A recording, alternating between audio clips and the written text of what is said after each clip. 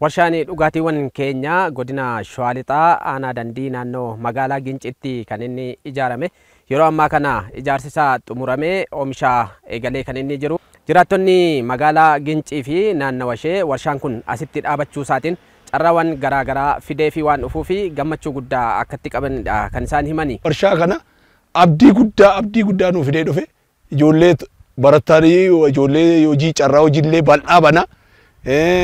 Uummata naannoo kanaatiif buraalee misoomaa fudhatee dhufa akka ibsaa kan akka bishaanii. Guyyaatti konkolaataan achi seenee bookuun konkolaataa dhibbaa ol ta'a. Konkolaataa dhibbaa ol kana wanti dhufu kun magaalaa kana keessatti wanti dhufu kun nyaatee dhugee ba'as keessa. Wanti nyaatee dhugee ba'u kun immoo guddina magaalaa Gincii kanaaf guddina jechaadha. Magaalaa Gincii qofaaf miti. Akkuma godinaattiyyuu bu'aa guddaa qaba. Ammumallee tajaajila isaa fudhachuu jalqabneerra jechuudha. Amma warshaa achi keessaa cuunfamee akka furushkaatti tajaajilu. Isumallee ijoolleen umti keenyallee dargaggeeyyiin wal ijaartee warshaarraa fuutee uummatatti raabsaa jirti. Horii gabbisuu keessatti faagulloo bituudhaaf birrii 8,900 gaafata. Har'a nuti kuntaalaan ammaaf kan binnu kuntaala birrii 500 bitanna. Horii baay'ee yeroo baay'ee itti tajaajilamna. Qonnaan bulaan oomisha isaa kan keenya faabirikichaa wajjin waliin ta'ee baasii malee humna isaa tun fixatiin akka barbaadetti dhiyeessuu danda'a.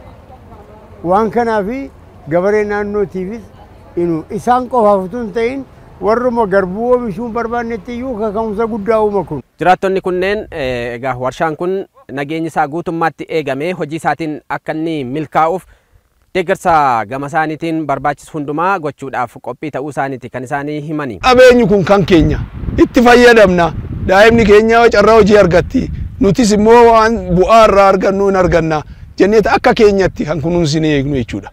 Kanaaf nageenya isaa akka qaama nageenyaatti eegna jechuudha. Uummanni naannoo kanaa nageenya isaa kan eegu qaama nageenyaa qofa miti. Hawaasni kun hawaasni bal'aan nageenya isaatiif waan isaa barbaachisu cinaa dhaabbatee karaa nagaadhaan waan argachuu qabu hunda akka argatuu fi waan irraa fayyadamuu qabu karaa nagaadhaan akka argatu nageenya isaa eeguu keessatti hawaasnis murteessaadha. Akka nam tokkoottis waan nageenya naannoo kanaaf barbaachisu ga'ee akka nama tokkoottis akka uummata naannoo kanaattis waan ba'uu qabnu hin baana.